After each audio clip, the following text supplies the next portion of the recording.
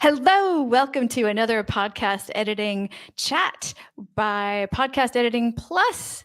I got it right. Yes, rebranding is difficult, folks. My name is Stephanie, and I am the host of Podcast Editing Plus, which is a newsletter, podcast, YouTube channel, and most likely the name of my business. We'll find out at the end of NaPodPoMo if that's going to be true.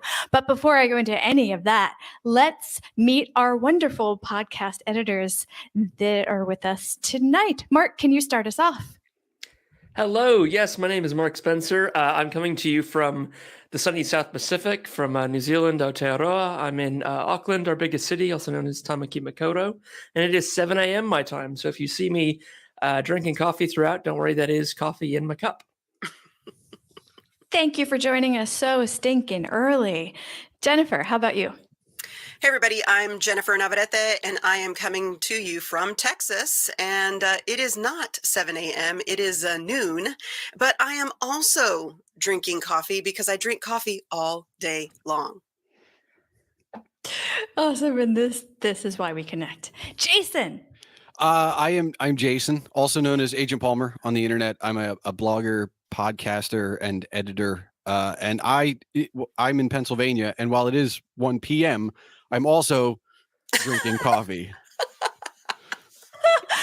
Okay. I'm over in Croatia and it is just after 7 p.m. and there's no way I'm drinking coffee this late in the day. I actually forgot to have a beverage at all. So I'm, bad form. But we're going to do a quick 30-minute chat on just our process right now, what we've worked on this week, podcast editing wise, what we've worked on this week. What challenges, what successes, what we've learned, and all that kind of stuff. We don't have to get to everything, but we're going to get to what we want to talk about and what is really brimming over in our heads. So, I guess the first thing is what have we been working on this week? Should we go reverse clock or clockwise? Jason, what have you been working on podcast editing wise this week? Well, I have an episode coming out tomorrow. So for me, it's all about editing my intro and outro, which I do, after the fact. So, it's probably the worst part of editing for me. If I'm going to be honest, is just me. I've done a few solo episodes. Those are also horrible. From an editing standpoint, I don't mind getting lost in a conversation, which is usually what I'm doing. Or even, there's a show I've been editing, the Good Government Show, and that's, kind of NPR-ish. It's a conversation and interspersed clips from other things. Those I'm fine with. But when I sit down, even though it might only be a total of 5 minutes, 2 for the in, 2 for the out, I hate editing solo me. But we do it. I mean, I like the format of my show. It's part of the format. Can't really get away from it. But when I just sit down and there's just one waveform, just me, it's like, oh, okay, all right. So that's what I have been working on this week. Wow. And what do you do to get past not liking that part of it? How do you push through it? I realize that I've come a long way. 6-7 years ago, whenever I had my first guest spot on somebody else's show, right? And it was a long form conversation podcast. I think the episode was like 2 hours. It took me all day to listen to a 2-hour episode because I did not like the sound of my own voice. It was the first time I was out there, right? And I listened for 5 or 10 minutes and then pause and go away, whatever. And now, as part of my process, I re-listen to the edited conversation before I do my ins and outs, and I can listen to it straight through, even though it's half me, right? So I've come a long way, and it's just part of what you have to do. Like unless you're gonna, be like, all right, yeah, this is my show, but somebody else is going to be the announcer. It's on you, and I think that gets you over a lot of humps because you don't have a choice. Like there's no, hey Mark, hey Jennifer, do you want to record my intro for me? Like that's a lot, and it's more moving pieces. So it's like, this is on me. Yeah. Okay. let's go. Well, that brings up a really good question. Jennifer and Mark, or Jennifer, is there a specific part of the podcast editing process that you hate more than others? Or dislike? We don't have to go to all the way to hate.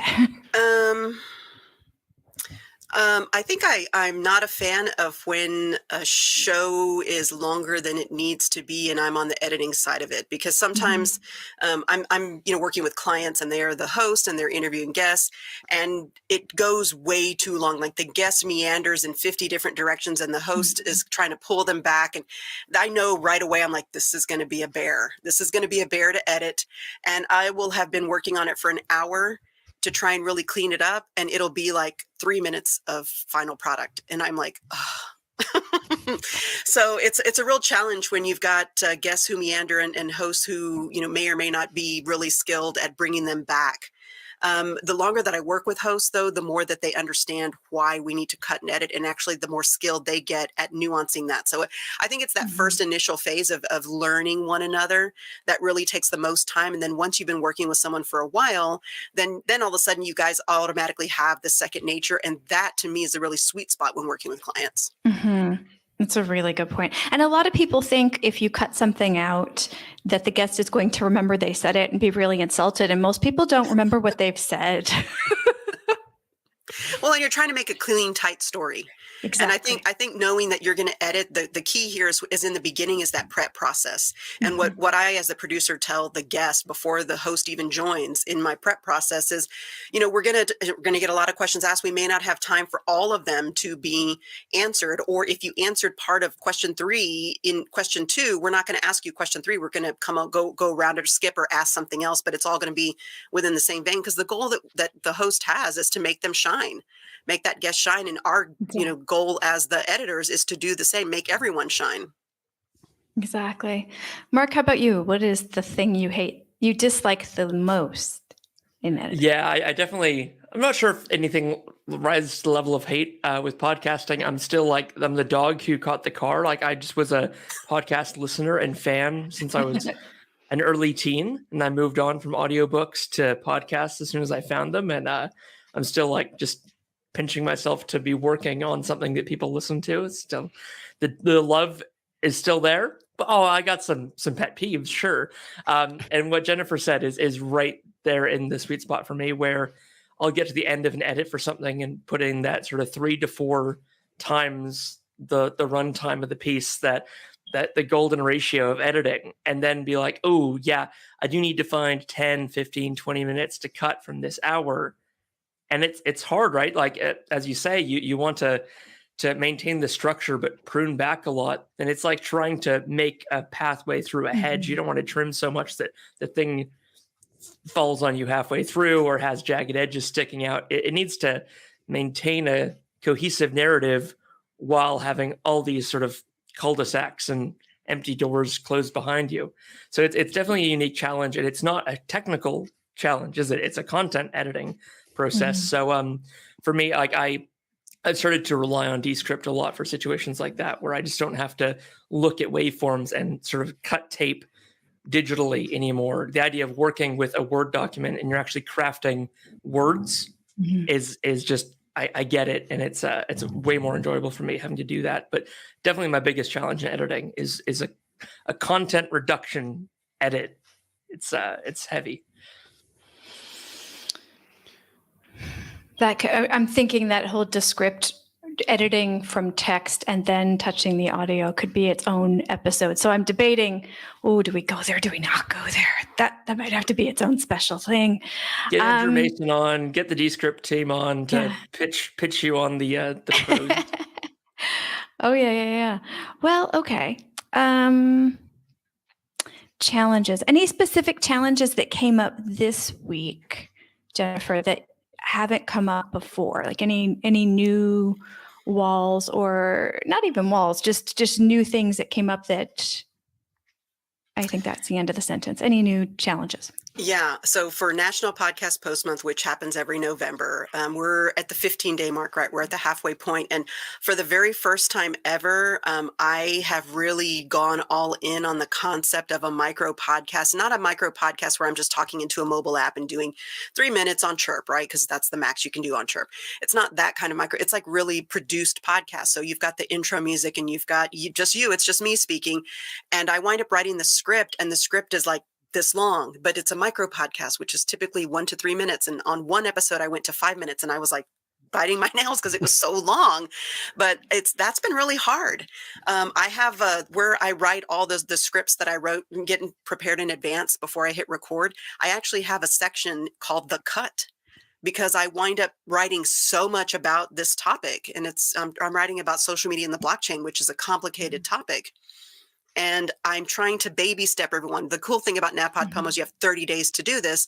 So I'm trying to just do one little nugget every day, but learning how to really cut myself and really keep it very tight so that people don't get lost, because I'm broaching a topic that is very misunderstood and a little scary. So that's been really tough for me, but I'm halfway, I'm at the tonight I'll record the 15th episode. And I feel like I may finally, be getting a handle on it. But it's still something I'm struggling with because there's so much to say, but how do you not overwhelm your audience, your listeners? And so it's really been me pulling myself back and really just hacking. You talked about cutting. I'm with a machete on my on my stuff, hacking away because there's so much good stuff, but does it confuse them? Is it too much? Are we not ready for that yet? I haven't even talked about this part yet. How can I mention it here, even though it's a part of it? So that for me has been a real challenge, but I think it's also a really great challenge.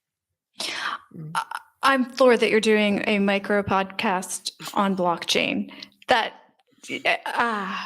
It's being released on the blockchain. I mean, that's where it's being published, is on the blockchain too. So that's awesome. Oh my gosh.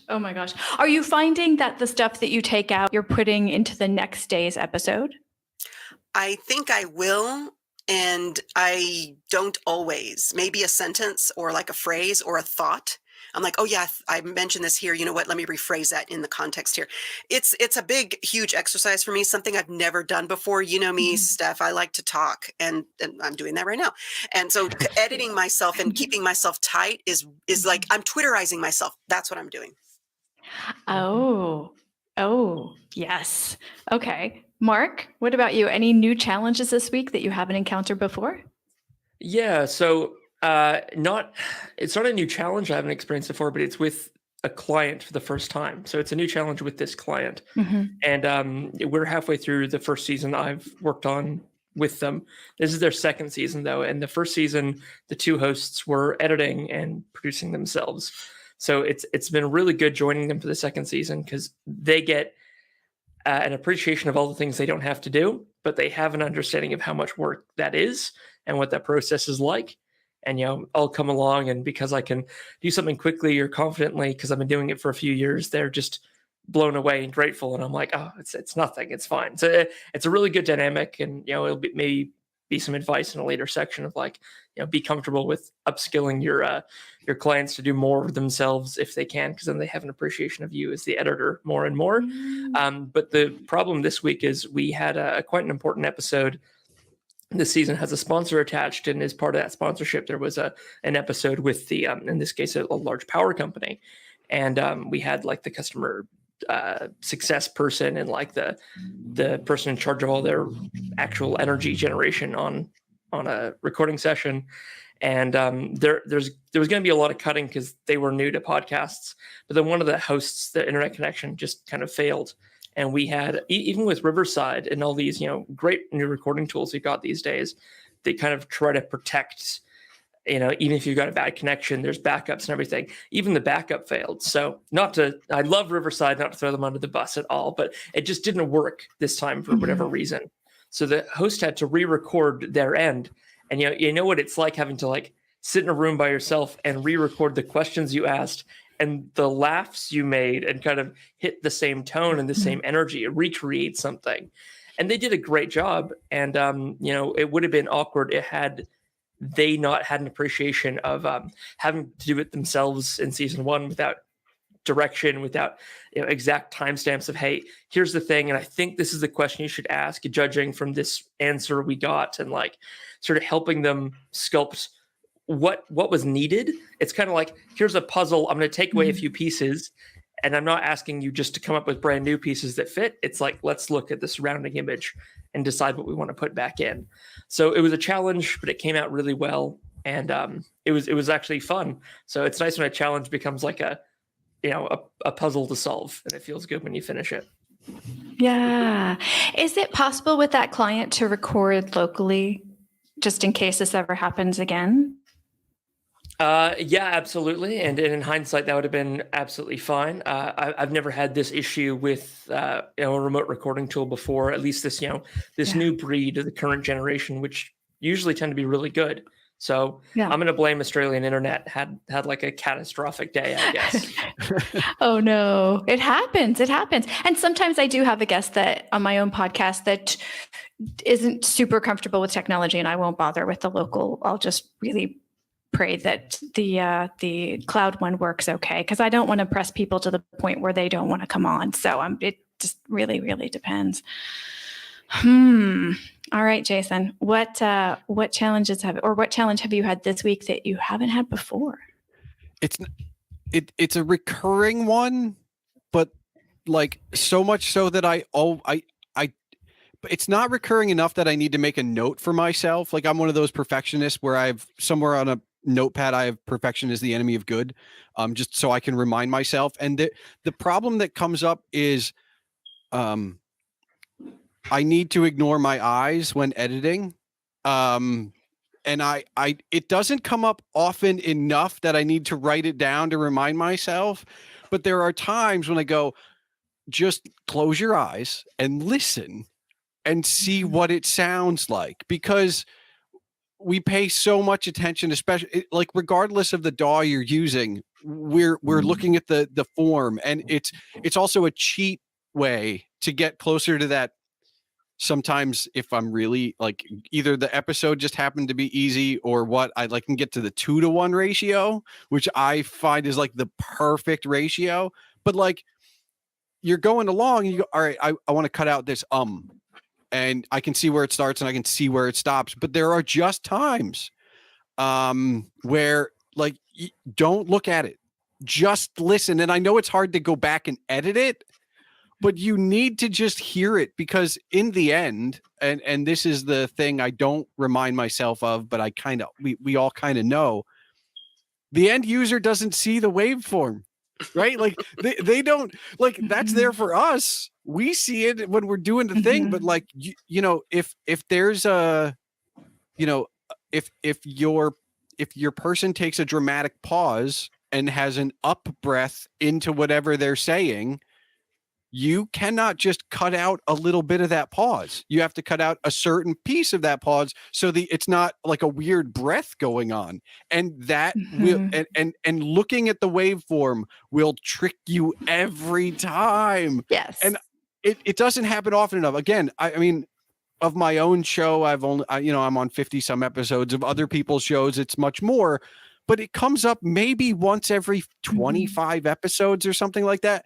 So it's not a whole lot, but it's like, oh, okay, all right, hold on, no, sounds good, like it, or whatever, like it, but that's the one. And it kind of jumps up and bites you every so often, like, oh, don't, your eyes can deceive you, just listen to your ears. It's so hard, especially when the waveform's big. It's big. I don't care what DAW you're on. It's big and it's gorgeous and it's moving and it's like, oh, moving thing. I need to look at it all the time. There was a moment when I actually tried taking like a kitchen timer, walking across the room and doing something else and just writing down the timestamps of places where I wanted to go edit. And for some reason I stopped doing that. And now I'm kind of back to being too visual of an editor too. Yeah. But don't you see the thing? And I used to do this. The thing I hate about timestamps is you have to edit backwards, because otherwise you're messing up all your other timestamps. And I did for a few like projects or whatever, I did do it that way. And I just got so frustrated because you lose the flow of like, oh, I didn't have an edit for 15 minutes. So I don't know what's going on in that 15 minutes. And do I trust my memory? How is that? And, so that part of the editing, like editing backwards, like it's great for like a second pass or something. But yeah. Very true. Very true. All of these points are like porcupine pain points for me. Different points depending on what I'm editing. I want to say a quick hello to Rook's Corner, who's not surprised, Jason, that you're having coffee because you're a busy guy. Yep. And also to AB, who was with us last Monday. And that's a good, actually, moment to say that we're doing these live podcast editor chats every Monday in November, as ironically and very metally, let's pretend that's a word, part of National Podcast Posting Month for Podcast Editing Plus. And Jennifer, you're the founder of NaPodPoMo. Can you briefly explain what that's about? 30 podcast episodes in 30 days. It's a challenge for new podcasters to fail fast, get good. It's a challenge for experienced podcasters to experiment and feel the freedom to do so in a safe community space. Yep. You've been saying that for many years, haven't you? Well, I want to condense it down. Yeah. All right. So my favorite question is what we've learned this week that we obviously didn't know before. So I'm going to just throw this one out. Who has something that they learned? It can be digital or it can be technical or non-technical, but something you learned that helped you with your podcast editing that's new. I'll go first. It's actually a progression of sorts. I am a big believer in, using things that work, maybe tweaking them here and there, but using things that work. And I have all of my intros and outros drafted in one document. So that way, on my podcast, I usually promote my Twitter. And that's the one social media that I focus on. So that's the one I do. And then I go, oh, wait, this guest doesn't have a Twitter. How did I handle that the last time a guest didn't? So I don't have to recreate the wheel every time.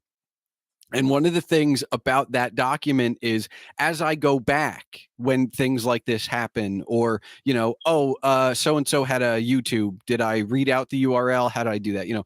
Going back and seeing those things, I realize that I've really kind of doubled down on trying to let my conversation, whatever it is, because it is just natural conversation, explain the person instead of doing an upfront 5-minute micro bio, which when I go back to those first few episodes, that's the thing that's changed the most it's my show and I have 100% control over it.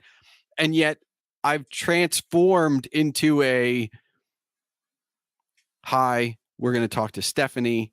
She's, Podcast Editing Plus, and you're about to hear this. Whereas when I go back and look at those other ones, I probably, it's a ton of stuff, and it just happened naturally. And I think I need to take more time to look backward because I don't think any of us do it enough. We're always just so go to the next thing. And so that's one of those things I've learned where it's like, you know what? While the format's the same, cold open, music, intro, music, conversation, mute, like the beats are all the same, but there's a lot that's still changed. Mm-hmm. And you need to take the time to look behind you occasionally, not all the time, but occasionally. And so that's one thing I learned is that I've changed without trying. Like it wasn't a conscious decision. Like it just happened. Yeah. Yeah, that's powerful. That's one of the reasons I like NaPodPoMo is that it goes so fast that I find I have to look at the day before to remember to kind of piece it all together day by day. And that makes me change the show notes and it makes me change the intro and it makes me change things pretty quickly because I just did it yesterday and I still remember what I didn't like about it. So I'm like, change. And it's fun. It's fun. Mark, what about you? Oh, I've learned this week I need to do NaPodPoMo next month. I can't be on the call with you, Jennifer, and not commit to doing it next year. I feel embarrassed about doing it this year. I love it.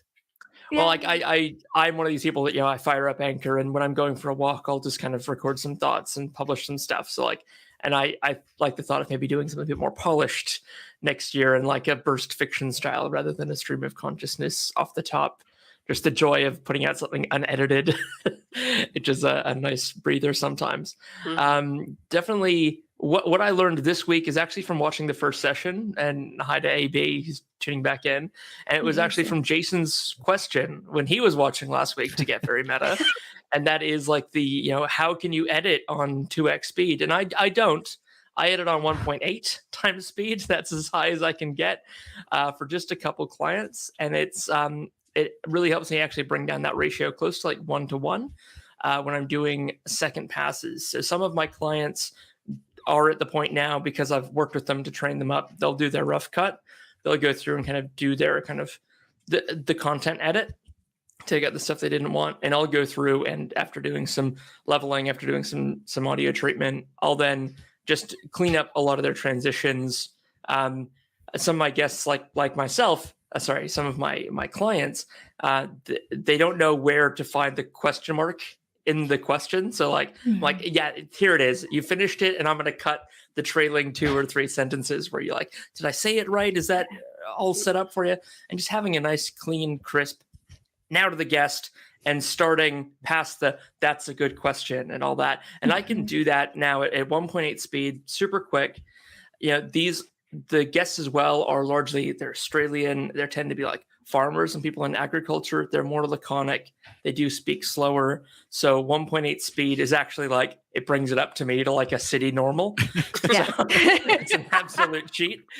But it is possible. I do it, and I'd highly recommend people give it a try for the right type of content, because it does feel so liberating to look at the clock and see that you're moving at the same speed as the actual tape you're editing. Because most of the time we know it's a time vortex. This is so funny. I normally resist going higher than regular speed because my brain just doesn't work that way. But I've been editing more stuff with a lot of people from Georgia, which is a slower paced talk. And this week I was like, okay, I'm going to try this again. And I went up to like 1.6, 1.7, which is really fast for me. And I was like, this is okay. This is okay. So I think it does depend on who you're editing. I don't think I could ever do myself higher than regular, because I'm sort of a runaway train as is. I won't do accents, but if it was like, a guest from New York City, it might be a bit different. Oh yeah. Jennifer, what's one thing you learned this week? I think for me, it's not to do all the things in reference to trying to give information. I'm someone who has a tendency to overwhelm because I've got 20 things going on or more. And so I will, do kind of the fire hose approach. And typically when you do the fire hose approach, people, get the blank look and maybe even a fearful look, and then they go in the opposite direction. And it isn't because the information wasn't great. It's because they were overwhelmed by it. And if people are overwhelmed, they opt to not be part of that conversation or not lean into it.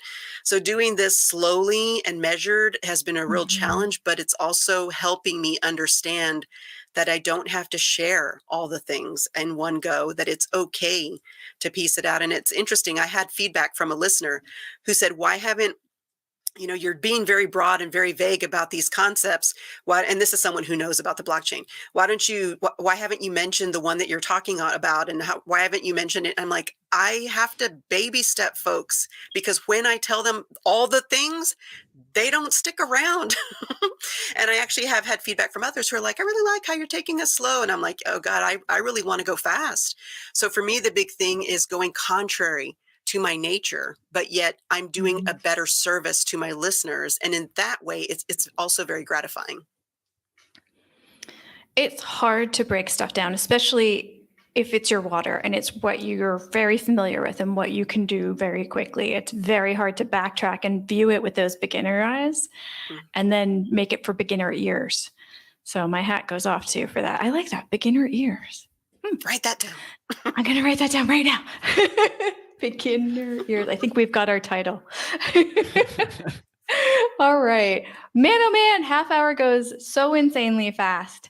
Let's leave folks with, if possible, one central place they can find us. Mark, can you start us off? Yeah, absolutely. So I do a bunch of stuff around the internet. I work at one of the big podcast hosting companies during the day as a support rep. So I'm around the neck of the woods, but heremedia.studio is a good curation of everything I do and my editing. And that's here, like HERE. Right. Jennifer? The best place to find me is Twitter. And I am twitter.com/epodcaster. And the reason I send you there is because if you go to my profile, you will see a link, because Twitter allows you one link, and it's my link tree. And then there you can see all the things. Mm-hmm. Nice. Jason? I'm going to go with my website, because if you go to agentpalmer.com, you can find the podcast and you can find my Twitter. And, I always like to be the contrarian. So in a podcast editing circle, I like to be like, hey, I'm a blogger too. And in fairness, in blog circles, I'm like, hey, I'm a podcaster too. Like that's always going to be my shtick. So. Fun. Okay. And this is going to be turned into a podcast episode as well as it exists in the NaPodPoMo YouTube playlist that we'll have on this site. And just to remind you one more time. Well, no, wait. I have to say thank you again to the folks at Rook's Corner. Jason, who's at Rook's Corner? What name should we say? I just call him Rook. He's okay. got a history podcast. Yeah. Awesome. So. Thanks to Rook, AB, the podcast father, and that's it. Yeah, for joining us in the chat room. And Podcast Editing Plus is a newsletter that's normally every 2 weeks, but because of NaPodPoMo, it's on hiatus this month. We're also sorry, folks. Oh no, they're probably Anyway, it's normally a newsletter that's over on Substack, which is also where we're hosting the NaPodPoMo podcast feed, as well as the regular feed, as long as it keeps working. I don't know. It's an experiment to host the podcast over on Substack, and then this YouTube channel, then the YouTube channel, and Twitter and Instagram. That's not even remotely one place. I broke my own rule. Sorry, I get carried away. I remembered it all. Thank you so much, Jennifer, Jason, and Mark, for showing up for this super high speed what you did this week in podcast editing.